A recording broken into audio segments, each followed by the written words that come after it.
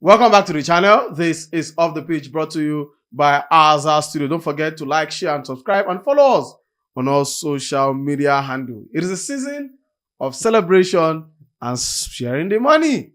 Share the money. Well, congratulations to Nigerians, senior women's basketball team, talking about the D Tigers following yet another historic feat in Ivory Coast, where the country captured yet another Afro Women Basket Championship, winning it for the 5th time in a row following their win over Mali in the final on Sunday night. The girls returned to a heroic welcome on Monday, and though they were not met by the President of the Federal Republic of Nigeria, but the Vice President did meet with the girls, and there was dollaring, just like it happened a week ago for the victorious Super Falcons team. Onkani Sam and the Bishop joins me. Onkani Sam is an astute apostle of a good reward system. Yeah. And the president has gone for $100,000 for each player. National honor. A national honor of Office of the Order of the Niger. Housing And a flat for each of the girls. They deserve it. And of course, for Coach Rena Wakana, it is $50,000. Although we now hear there has been clarification that she will get 100 and not 50. According to NSC. Yeah. According to, of course, the Director General of the Nigerian Sports Commission, talking about Bukola or Lokpade. But guys, before we go into the money, what a fantastic weekend it was again for women's sport in Nigeria. Because everything about them is absolutely incredible. Now that final was one of the best I've watched. It was tense. It was tense. The Malians led in the first quarter. We came back. They gave us a fight. Quarter. Yeah, they gave us a fight. A draw. In the second quarter, we were giving it to them, but they returned. It was a draw. In the third quarter, I took it slightly ahead, but one must give kudos to Ezine Kanu and Ami Okonkwo. Yeah, fantastic. And not forgetting Murjana to Musa. Beautiful. Beautiful. See, you know, it's similar to what happened with the girls going 2 goals down. I'm talking about you know, you gives that feeling. You know, the first quarter was scary. It was never an easy victory. It was never an easy victory. These girls, I mean, if you want to even, I think the FIBA president is from Mali. Yeah, FIBA president is from Mali. Yeah. He's a Malian. I think he's a parliamentary in Mali or something. That tells you how they've taken basketball to be in Mali. And I mean, the guys from the French-speaking part of Africa dominate basketball more, particularly when you go to NBA. So, not surprised at all. Some of those girls too play their trade in Europe, from Mali. Well, some in the NBA. Yeah, some in the NBA at all. So, I expected that fight, you understand? But one thing that was never in doubt for me is whether this girl will come out victorious or not. I was so certain that they're going to come out victorious. I mean, I've actually followed this girl for the longest time. If there's one sport that I followed so religiously, it's basketball. I know when they were treated badly by the former, by Kida and Co. When they won in Cameroon, when they came back, when there was nobody to receive them at the airport, when they were not even paid their little too much allowance and bonus. At some point, when they have to do videos, when they have to do videos, you understand, to speak out and call these guys out. You understand? And so some of our teams have to travel through bus to various African countries. I hold my tongue here. You understand? So they've actually been through a lot. They've been through a patch. I mean, with all this, they've never brought their head down. Yeah, 5 their head have been always up. Unbeaten 29 matches in this. And to even crown it all, finally they've been coached by a lady, by a woman from Nigeria, who has equally done an amazing job. But here is simple truth, right? Here is a caveat, a simple truth. No matter, put it how you want to put it. It has nothing to do with basketball in Nigeria. 100%, absolutely. It has nothing. Thank you. Nothing has to do with basketball. We need to emphasize that, and we need to hit it very well. So nobody in Nigeria, nobody from the NBBF, nobody from the National Sports Commission should take glory. Nobody for the success of these girls. Because you're talking about is strictly on the girls alone. Simple. Now, Onkani, not to cut too short. The girls arrived in Abuja. We're supposed to play friendly games. They did not. One arrival was poor, was late. They didn't arrive 2-3 days. Had one session. In the word of Rena Wakama, they trained for 6 days and then went to Ivory Coast. But because these are talented players, gifted, who on their own have stood out as individual players. Yeah. Now, Ezine Kalu, fantastic player. We saw her at the Olympics. And we saw her. Yeah. Now, like you rightly mentioned, nobody from the NBBF should come and say, we've given them the best, we've developed the sport in Nigeria. The Nigerian Basketball League is going on. Who knows about it? Who knows about it? They were in Abuja here. For crying out loud, nobody even better than I did. I think that every praise must go to the ladies and the coach. And the coach. Let me even while we're a bit to digress a little bit, because you just put my plug and I'm one of those who follow Nigerian sport. Put your plug, you know. The truth is this. Let's start from We had the Women League in Abuja. Yeah. Since it's ongoing, it just ended. I think one of the conferences here in the National Stadium. First of all, the pitch, the court is an eyesore.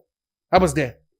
And then the ambience, the coverage, were nowhere to be found. And right some years ago, I spoke with the MBBF president, Musa Kida. I asked what's going on. He said there's no funding. That's what he told us.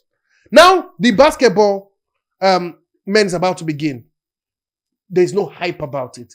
Nobody's even talking about it. And at the end of the day, you pick a team who wins the so-called league, in quote, to go play the ball, and they end up buying 17 players and it's carrying those ones.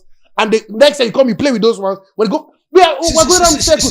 Let me even add more salt to injury, because I think we're not calling. I don't want us to go far from the girl. I know. I don't want to call it things. Even if the Tigers are in camp right now, preparing for an AfroBasket that will begin in less than a week. I'm telling you, only 9 players are in camp. As I speak to you right now, I rest my case, but let's focus on the guys. No.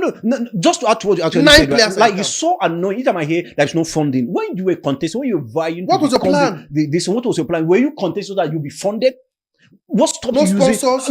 Look, I've had stories, right? Like you said, let's just continue. But I've stories that almost all the federation are finding a way of doing things for themselves. The only federation that one way or the other. The only federation that has refused to do anything for itself for years, that what they've actually been doing is fighting. And when is the MBBF. And when some other guys felt like, you know what, guy, you're not doing well, but can't do this thing, he refused to give them the opportunity. Now let's go. Amazing for the girls, you understand? The dominance continue. And mind you, see, just to add to it, they became the first African basketball team to get to the quarterfinal, to win a game male in quarterfinal, male or female, first. Yeah. So they've actually been. So see, the reward system was massive. If anybody even deserves it, well, sincerely speaking, right, they deserve it more than any other team because they've done. I was speaking to somebody a few weeks before I came here. I said they should pay them in arrears. Start the $100,000 from the last, because those girls, they've been amazing. In the kind of, like he said, in the last 10 years, the last 5 editions, they've been in stringent condition. But they kept the crown. They kept the crown. Imagine stopping Senegal. Just to add something. They beat Mali twice in the final. It doesn't mean that the female basketball in Africa is weak. No, it doesn't mean that. They are dominant. These girls, sincerely speaking, their heart on their sleeves. Ezine Kalu, Mojinat, and of course Wakama. Where has she been all my life? They know how to play. Where has she been all my life? So I looked at Ami when she had that 3. At the point where Mali was closing on us, and she had that 3 points in the 4th quarter. My nerves were so easy. Like, the way the girls play, you could see that Murjana to go for the power, get the rebounds, push it out to Ezine Kalu, who has the flair.